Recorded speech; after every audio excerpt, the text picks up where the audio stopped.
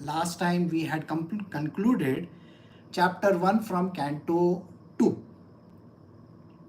In that it was understood that devotional path, that means you have to keep Sri Krishna in your mind constantly, pray to him, always think about him, and ensure that you meet your end in a proper way. That is, finally when you are about to die, because remember, these verses have been written for the purpose of telling Parikshit what exactly he is supposed to do.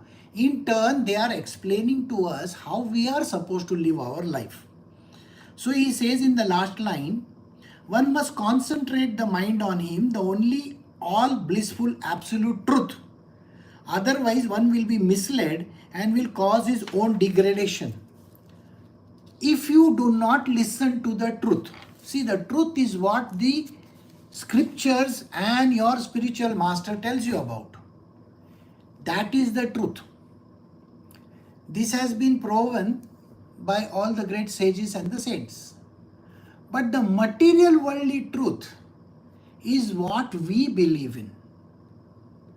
Human beings don't want to believe their spiritual masters.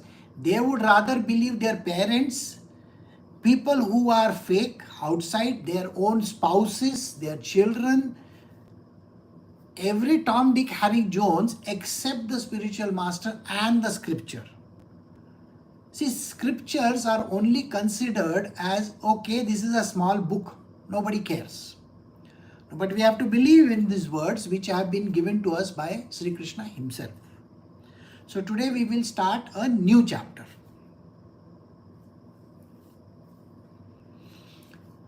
We are doing Srimad Bhagavatam, Canto 2, Chapter 2, Verse 1. Sri Sukdev said, formerly, prior to the manifestation of the cosmos, Lord Brahma, by meditating on the Virat Swarup, regained his lost consciousness by appeasing the Lord. Thus he was able to rebuild the creation as it was before. Now here in this line, what is being mentioned is even the gods, like Brahmaji, he is not able to do anything. At the end of the 4 yugas, when the world collapses, everything goes to nil. After that, when he has to resurrect the world back again, understand that after every four yugas, that is the Krita or the Satyuga, Treta, Dwapar and the Kali. After the Kali Yuga is over, then the new Yuga starts all over again. But Brahmaji is also dissolved. Remember this, he is also dissolved. So when he has to come back and he has to set the whole ball in motion, he cannot do it. That is what this verse is telling us. So what is he doing? He has to meditate on the Virat Swarup. Remember in the last chapter, chapter 1, we had done where this particular chapter where Sukadev is telling his disciple. Now one who is sitting over there, King Parikshit, remember Parikshit is the one who has asked him to give an explanation. So he is telling Parikshit, you have to pray to this Virat Swarup of Sri Krishna as he had exhibited to Arjuna. Remember in the Mahabharata we have done this. So he says, kindly meditate on that Swarup. In this chapter, it is mentioned that Brahmaji is totally blank in the new yuga that is coming about. He also has to meditate on this particular aspect of the Virat Swarup, and then the Lord's grace falls on him. And Brahmaji is able to recreate the world once again.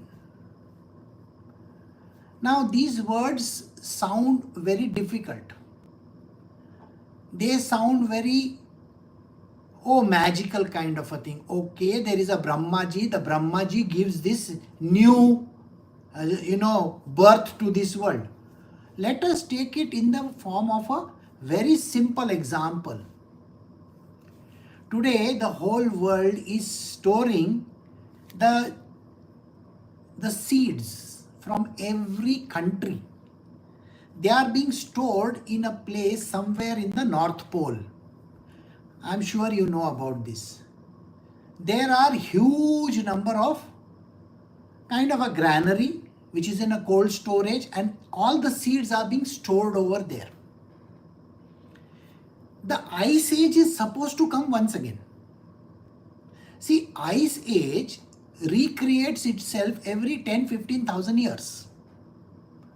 When the whole world is going to be covered by ice, nothing remains. If nothing remains, then after the ice age is literally, the ice is cooling down, that means it is becoming water, then the rejuvenation has to start all over again. Agreed? So, these seeds could be helpful for us. Even in our case, an example can be taken. We have a lot of these seeds at home also. We also keep, no, isn't it? Huh? So many things that we keep at home. So we have these dals. I'm sure you have seen, what a dal is, correct? Now these lentils and all these things are there in our cupboards, in our kitchen cupboards. Are they sprouting? They don't sprout. For sprouting, they require a certain atmosphere, a certain weather, a certain condition, water, and so on and so forth. It requires a soil also. Today we can put it in the water and we do hydroponics also, of course. Nobody is doubting that. Now, for the seed to get out of that deep slumber, rise again and become a small plant is a difficult process. Same like the child who is born. When a child is born, do you know how difficult it is for the child to actually come out and open the eyes and start bawling? It is difficult, isn't it? Would you agree with me or no? Similarly, plants, birds, every creature, everything on this planet Earth and any other place that is there, for it to restart the process is very, very tough. So it is said, taking the name of the Lord, we can begin the process. Even in your life, if you are going for an examination, if you are going for some court case, if you are going for some interview, if you are going for some maybe marriage or some big ceremony, do you take the name of the Lord? We bring him, we bring his image in front of our eyes and we pray to God, isn't it? And this is exactly what Brahmaji also has to do. It is not just you, everybody has to do the same thing. So Brahmaji takes the name of the Lord, brings him in front of his own eyes, that means he visualizes the Virat Swarup, and then he can start the process of recreation. Everything is recreated, just like these trees, plants and everything, what we are talking about, they are going to be regenerated once again. From the seed comes the oak tree, like we say, no? In a similar manner, everything is regenerated. Now, I hope you got it. So taking the name of God is extremely important for starting any activity. So we go to the verse 2. We are doing Srimad Bhagavatam, Canto 2, Chapter 2, verse 2. The Lord in my heart is the name of this chapter. This is a very important chapter from everybody's point of view, because there is going to be a lot of explanation that you will be getting about what you do in this world. So listen to it very carefully. The way of presentation of the Vedic sound is so bewildering that it directs the intelligence of the people to meaningless things like the heavenly kingdoms. The conditioned souls hover in dreams of such heavenly illusory pleasures, but actually they do not relish any tangible happiness in such places. Every person on this planet Earth dreams of going to heaven. And what kind of a heaven are we looking for? I don't have to elaborate the kind of heaven that you are looking for. You want eternal peace. You want food, drink, beauty, everything around you, a plenty. Isn't that what you think heaven is all about? And hell is a place which everybody thinks is the worst place on, to go to. There's fire, brimstones, there's a devil, there is this and there is that and burning and all those kind of things. There is these kind of places. Heaven.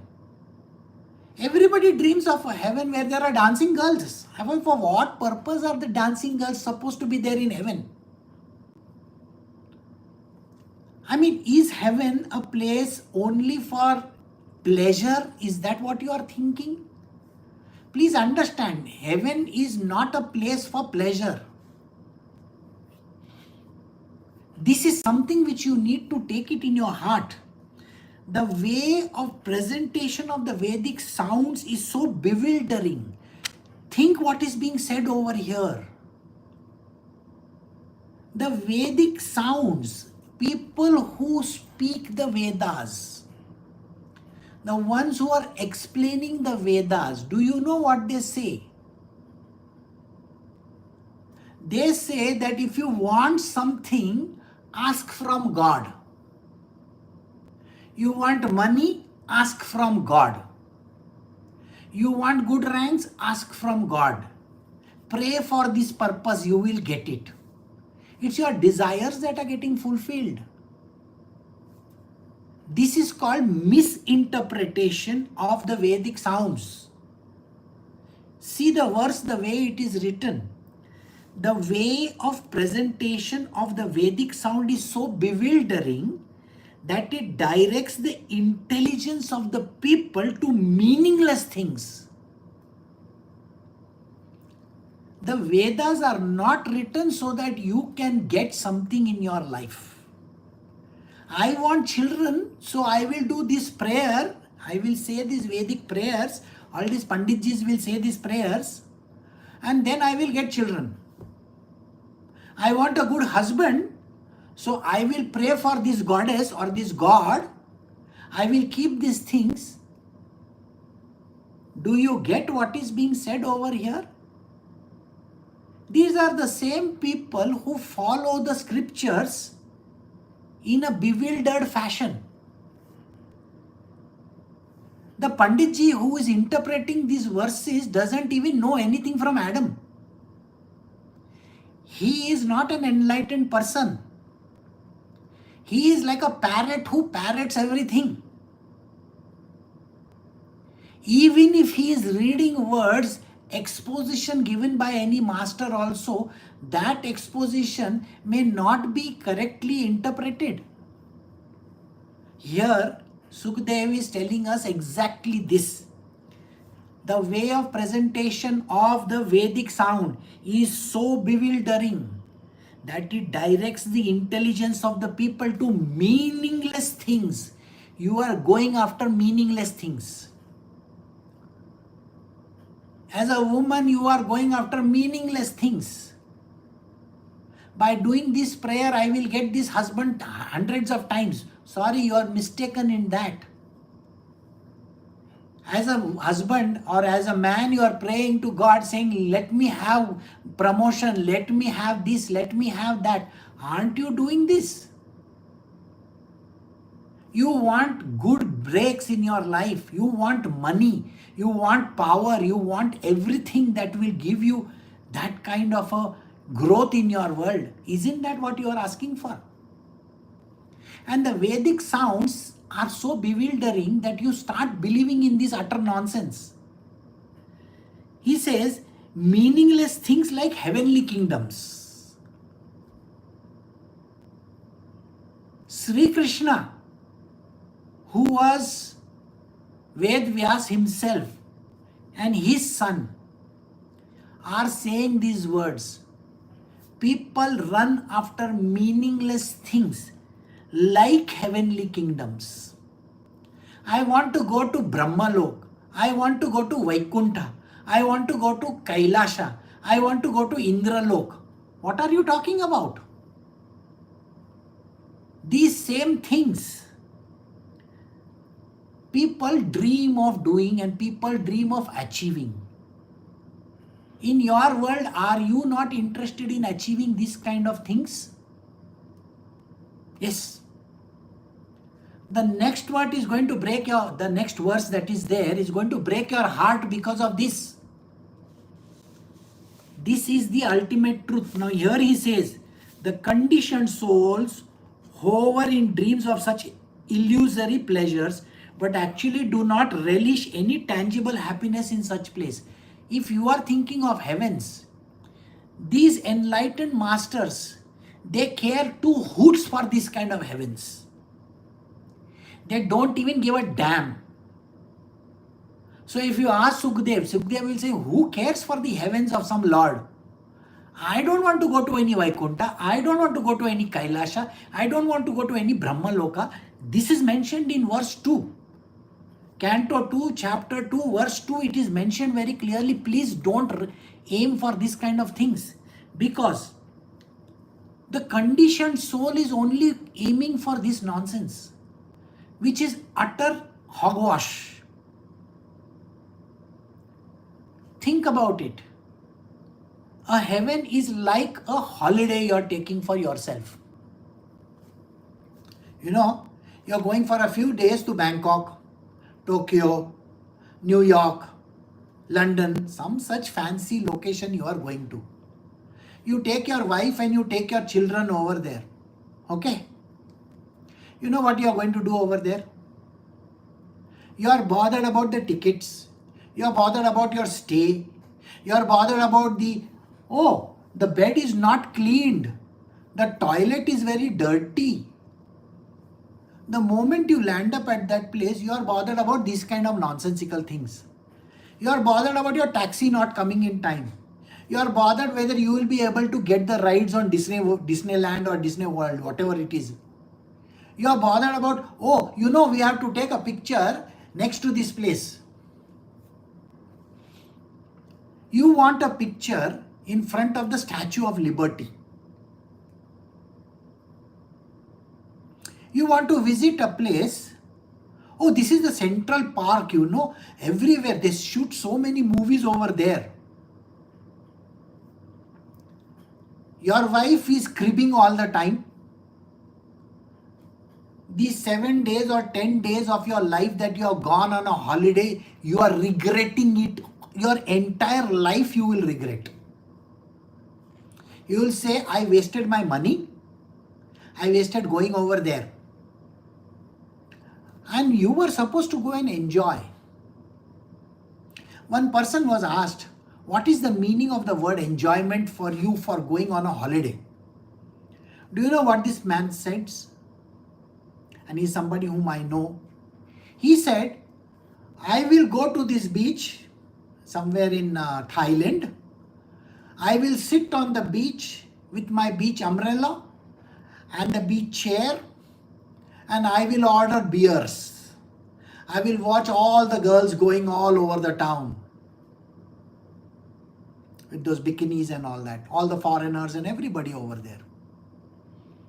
He went there for a week or so. Every day he did the same thing. What did his wife do? His wife went shopping. What did his children do? The children were playing in the children's area, and sometimes they would go to the swimming pool, sometimes they would go to some place. That is all the children did. And when they came back, oh, I had a great holiday. Sir, what did you do? I sat and I drank beer. That you can do even in your house if you want to, sir. Is that called happiness? Heaven is exactly like this place. You go over there for a temporary phase. People don't know this. They think that the heaven is a great place to go to. No, it is like a 5-star hotel. You are not going to like anything over there. Even the beds over there you are not going to like. I am telling you this right now. The water that is supplied also may not be filtered. The girls over there who are coming to clean the room are not that great looking. Okay? Please understand this. It is a 5-star hotel which is of a very lower grade. So what kind of enjoyment are you thinking of over there in some heaven? And by the way, you are supposed to meet the general manager or the boss of the hotel, isn't it? So that you can complain to him. Right? You want to meet the MD of that hotel, managing director or the CEO of the hotel, so that you can complain over there that, you know, I am not getting good service. When I called for my breakfast came cold and it came 1 hour late. Isn't that how you are going to talk? But the general manager is not available. So in this heaven, wherever you have gone, suppose Indradev is the super boss over there, you are never going to meet Indradev. You are never going to meet Shivji over there. Sorry. Shivji is so busy in his own world. He has got all his ganas over there and each gana has a problem. Why will he listen to your problem? Tell me this answer. The ganas are going to be telling him, you know what? The cows are not getting the feed properly. Whoever is supplying this, thing to the cows, they are mixing it up with something else. They are complaining. And like an idiot, you are also going to complain. My blankets are not enough, they are very cold, It's Kailasha, Kailasha is super cold. You are going to be complaining like hell. And that is the reason why he says, you people live in a dream of such heavenly illusory pleasures, but actually do not relish any tangible happiness in this place. Not a single person will get tangible happiness in this place. I am not saying these words. Sukhdev is saying these words in chapter 2. Verse 2 from Canto 2 of the Srimad Bhagavatam. The heavens are just a lousy 5-star hotel.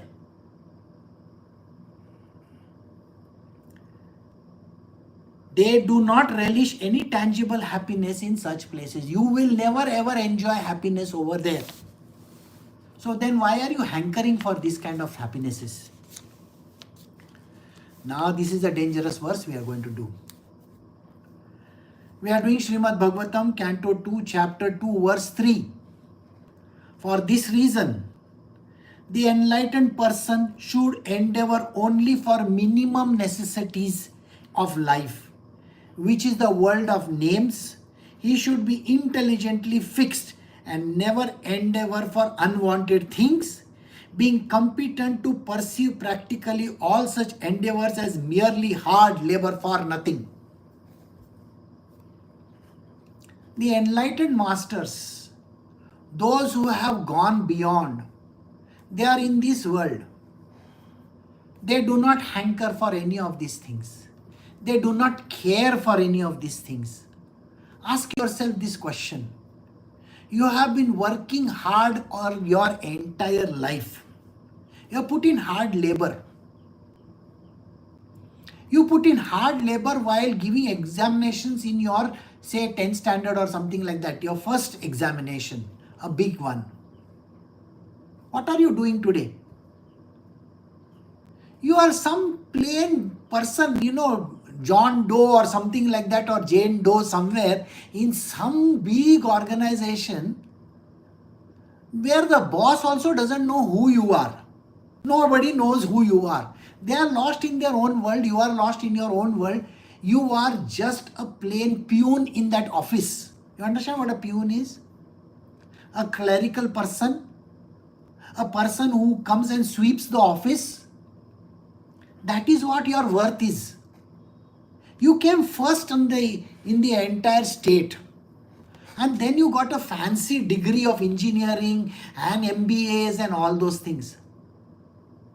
All your degrees and everything is worth just paper for wiping your ass if that is the only thing that you are thinking of. What has your degree got you? You are 60 years old, you are unhappy to the core. You may be 40-year-old, you are unhappy to the core with all these fancy degrees of yours. Where are you going to paste them? My doctor, he has got fancy degrees in his name. Very really good fancy degrees. There's one doctor that I know, he has got degrees like he can fill the wall. You know the degrees from the Royal Society of this one, Royal Society of that one. So many degrees he has got. Okay. Every day he has to show up at his clinic. Every single day he has to show up at his clinic. When he charges 500 rupees, people question him, why are you charging 500 rupees? Even a doctor has no respect in this world. You may be a doctor with 20 degrees against your name. You are working for some 5-star super great hospital, you know. What are you bothered about? Your salary. Sir, you are bothered about your salary. Your colleague is getting more than you. You are bothered about that. So these degrees are of what use? Similarly, you got married thinking that, oh, I can get married. I'm going to be happy in this world. 10 years, 20 years have gone of your marriage. You are miserable to the core. I just gave you a scenario of going on a holiday and what happens on a holiday. Didn't I tell you? So, you are really working hard. There are people in this world, they will say, oh, I really work hard. I have these meetings, I go and they are lost in their phones 24/7, writing messages, taking calls, doing this, doing that, hundreds of things. Yes. For what? For earning some petty amount? Your life is getting wasted over there. You can't even be happy in the spiritual world. You can't see God. You can't even say thank you to Him. You can't even visit Him. You know, for them to visit a temple is like a great thing. Oh, Raksha Bandhan was there, that is why I visited the temple. Really? Diwali is there, Dashara is there, that time I will visit the temple. That means for you, God is like a part-time thing, you know, somewhere down there, okay, I have to just give one attendance. People used to come to me earlier, every day they will come to me. And they will say, Guruji, I want to learn from you. And they would learn from me. Not that lots of books that are there. They will learn from me. Today, these people have disappeared completely. They are lost in their world. I have to look after my father. I have to look after my wife. I have to look after my children. I have to look after this. I have to earn for my living. This is the kind of life they are having. Here in this place, please think about what is being said. The enlightened person should endeavor only for minimum necessities of life. What are the minimum necessities? The little food that you are talking about. An enlightened person is not supposed to go and work, by the way. Please understand this. They are not supposed to be working outside. The 24 principal gurus of my Gurudev, remember this. They are like the snake lying in wait. Only when a rat passes that when the rat comes to them, they eat, otherwise they don't. So these enlightened people, they don't do anything. They will not endeavor. They are only bothered about minimum necessities in the world of names. I was reading the Eknathi Bhagavat about Eknath Maharaj. Eknath Maharaj is called names by everybody in this world. You know, every person in this world has called him names. Every person. He is a robber, he is a chore, he is this, he is that. Yours truly has been called names by dime a dozen people in this world. Everybody calls names. They are supposed to. You don't expect, a jackal or a dog or those creatures to say something nice to you. Are they supposed to? Is the dog going to say, hello sir, how are you? Or is he going to do bow, bow, bow? So, person who is gone beyond should not bother about idiots in his life. They are going to speak evil against him. Just recently, I went with few people to somebody's house. Those people are saying, oh, he comes with his gang of looters. I am going with men, women, children. These are my devotees, my disciples. And this family people say that I am going to their house as looters. These only coming to take your money. Do you understand this? That is why we should have no such demands and no such botheration. Because the world is uncouth. They are anyway going to say,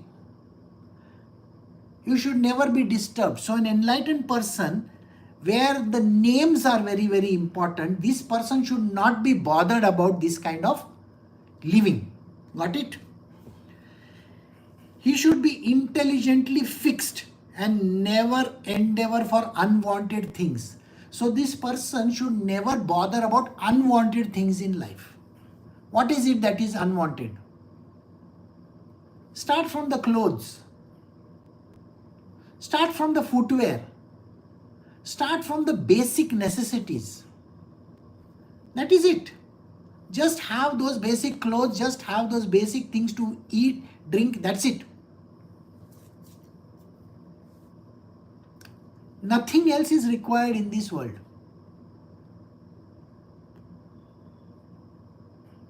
I was staying in a place in Goa. There was nothing there. A basic necessities is all that we had. Nothing was required actually. There is no wife or children that you have to work for. Do you know today you are servants of your wife and your children? If you are a man working. And if you are a woman working, you are a servant of that husband of yours and the children of yours. What are you doing?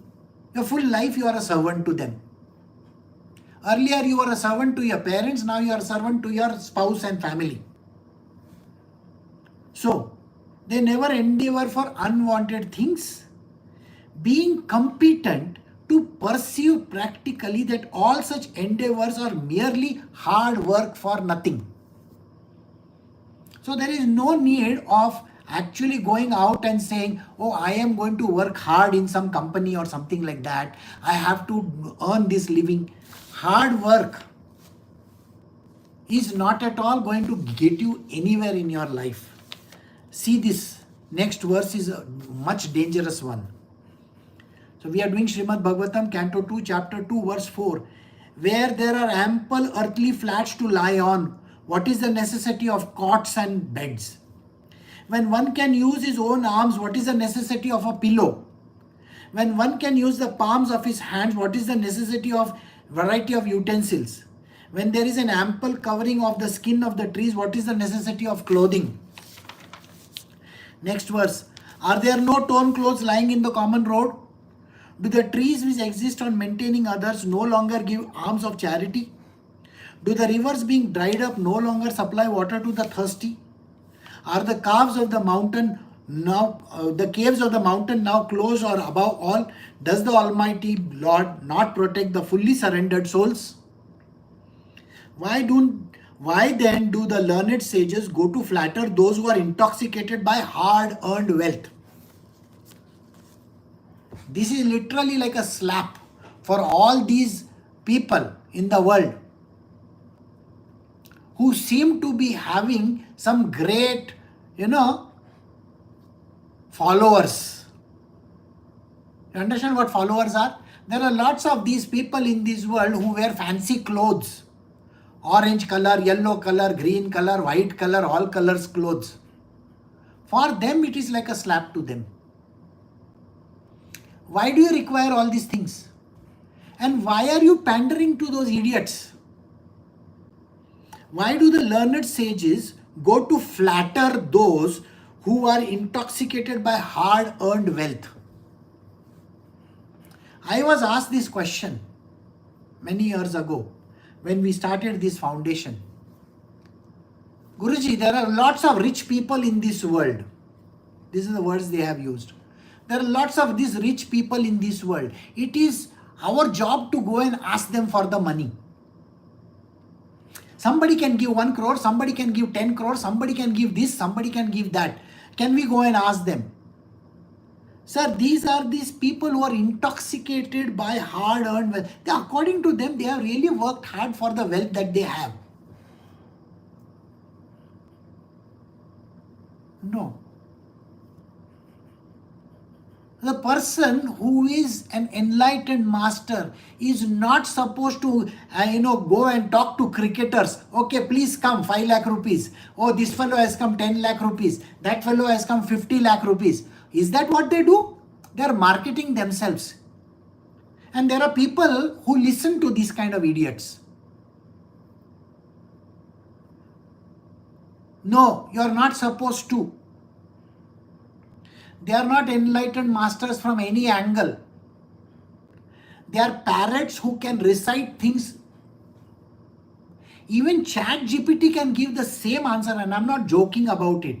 There are all these people in the world who are giving some fancy answers. ChatGPT can give better answers than these idiots. Please understand this.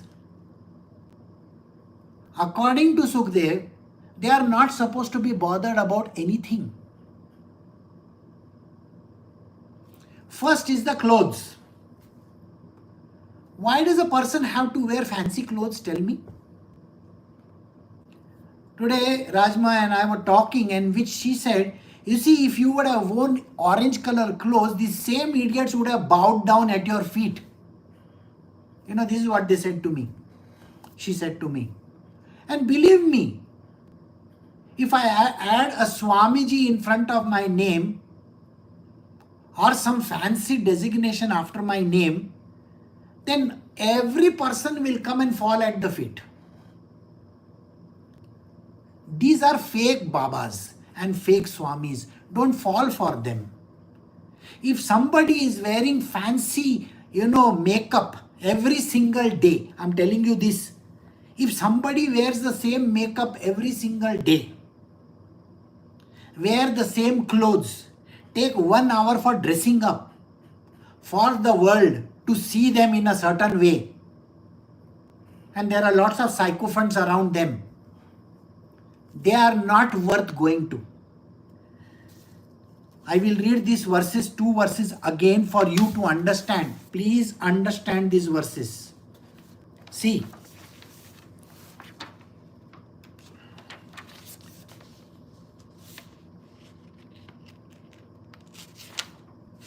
When there are ample earthly flats to lie on, that means there is a plain ground to lie on. What is the necessity of a cot and a bed? When one can use his own arms, what is the necessity of a pillow? When one can use the palms of his hand, what is the necessity of variety of utensils? This verse is not for people like you. Okay? So don't misinterpret these words. Guruji has said, we don't need vessels, so throw the vessels out. Guruji has said, no need of any bed, so throw the beds outside. I am not saying this. Are you an enlightened master from any angle? Huh? That you can roam around naked in the streets? That is what he says. Now, what is the necessity of clothing? When there is ample covering of the skin of the trees, what is the necessity of clothing? So don't be under this misinterpretation that, Guruji has said, common man can also throw their clothes out so that I can wear, just one langoti and go around in the world. Langoti is an underwear. No, sir, you are not enlightened from any angle. Number one. Number two, you are just trying to come and listen to some nonsense according to the world. Guruji is saying something. No, the enlightened people, some idiots that you follow in your life. You follow some people, no? Oh, I see the YouTube video. This fellow gives a fantastic lecture. Is he wearing orange color clothes by any chance? Is he having an air-conditioned office? Is he a fancy fellow who keeps on traveling by air all over the world, going and giving lectures in all the institutes and this place and that place? Then from no angle is he enlightened. No. His master's master was enlightened. See, understand one thing. An enlightened master doesn't even care what clothes he is wearing. In my life also, this time came when I wanted to give up all my clothes. My Guruji came and he gave me a kick in my backside and said, you know what? Don't do that kind of a thing. You are not supposed to go. I am telling you, it's my order. Go back into this world. Go wear some clothes. I negotiated with him and I said, okay, I will wear white t-shirt. Is it okay? Okay. And I don't like any other clothes except jeans. Because jeans I don't even, in the past when I was a young boy, I never used to wash my jeans for 6 months. I know you may not like this, but jeans are not to be washed. I don't know whether you know about this. The people used to call me a dirty fellow at that time. So, but now I wash my jeans on a regular basis. That's a different story. So jeans and white t-shirt. Is it okay? Done. That is the clothes you wear. And don't wear these orange color clothes and all these kind of things. You are not a fake Babaji. And you have a job. Go to this world and teach these people. It was my Guru's instructions and I am following them to the T. I don't like these clothes. I don't like to be in this material world. Every time I am saying to Rajma, I said, you know what? I want to go to this village and stay there. I'll wear one lungi like all the Tamilians, how they wear one lungi. Blue color lungi and roam around in the field over there. If anybody comes, they can say, oh, this fellow is some Guruji. Go meet him. I'll put the lungi on top like this, like Rajnikant, and I'll talk to them. Don't worry. I can sing the song also, no? So think on those lines. You're not supposed to go out and have these kind of things. Because in this world, there are lots of places you can lie flat on the ground only. Buddha did that, isn't it? What did Buddha do? Buddha did exactly what he is mentioned in this. That is why he is a great person. You see what he did? There are no torn clothes lying in the common. Are there no torn clothes lying on the common road? Buddha picked up these torn garments, sewed them together and made it into one big garment, which became a fashion nowadays. Okay? So you wear those clothes which have been stitched all over the place, and from that came Kanta stitch also. Kanta sari. Buddha used to wear these kind of clothes. He never wear orange. Buddha never wore orange color clothes. So don't think Buddha was a person who was... No. And he would sleep anywhere on the road. Do the trees which exist in the maintaining order no longer give alms in charity? Yes. The trees are there. They give not only the shade, but the fruits and the flowers and everything. Do the rivers being dried up no longer supply water? They supply water to the thirsty, of course. The caves are there. You can stay in the caves if you want to. This he is talking about enlightened people. Again, don't say, tomorrow I am going to go naked in some cave and stay over there. Nothing like that. Please don't do that. Okay, I'll have to put one, warning like they have on the cigarette packets. Huh? In my satsang. Please do not attempt this. So why do these learned sages go to flatter those who are intoxicated by hard-earned wealth? They are supposed to stay in one place only. They are not supposed to go out and meet these idiots in this world and say, can you give me some money? Can you give me some money? No, no, no, no, no. Somebody gives money, it is welcome. You are not supposed to go and ask anybody for money. Donations are welcome. If somebody donates to charity, fine. They are allowed to donate. But you should never go and ask these intoxicated people who think no end of themselves. Alright? Verse 6. Thus being fixed, one must render service unto the super soul situated in one's own heart by his omnipotency, because he is the almighty personality of Godhead Sri Krishna, eternal and unlimited. He is the ultimate goal of life. By worshipping him, one can end the cause of the conditioned state of existence. So the enlightened people, or the people, those who want to reach God, their job is to only focus on the heart, their own heart, not something outside. No. You are doing yogasana, pranayama, all these kind of things and thinking, oh, there is some God outside. No God outside. Very clearly, situated in one's own heart. Every time when you go and pray to some God outside, you are going to go to that heaven, that 5-star hotel, and you and your wife and your children are going to be as miserable as you go over there. There also you are going to get very upset because your neighbor's room will be slightly bigger than yours. Your neighbor gets 330 square feet room and you are going to get 250 square feet room. And you are going to say, you know what? He has got one extra bed also. Maybe he has got one extra sofa set over there. Why should he have? Why not me? This is how people talk. That heaven which you think you are going to is not going to be good. So don't bother of going to any heaven of yours. Alright? So, what are you supposed to do? Become fixed and go in your own heart. The super soul, Sri Krishna, is in your own heart. He is not outside, nowhere outside.